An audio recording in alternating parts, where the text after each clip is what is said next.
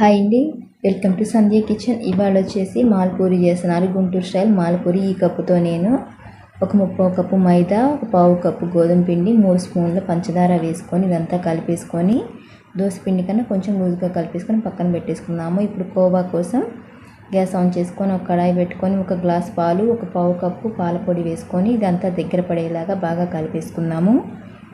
ఇందులోకి ఒక 2-3 స్పూన్లు పంచదార వేసుకొని కలిపేసుకొని గ్యాస్ ఆఫ్ చేసుకొని పక్కన పెట్టుకుందాము.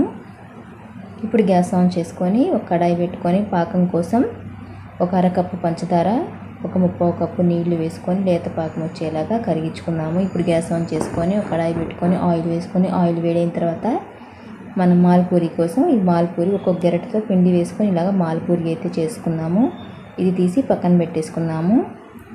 ఇప్పుడు ఇందులోకి పాకంలోకి వేసుకుందామండి మాల్పూరి. ఇలాగ మాల్పూరి వేసుకొని పక్కన పెట్టేసుకున్నాము.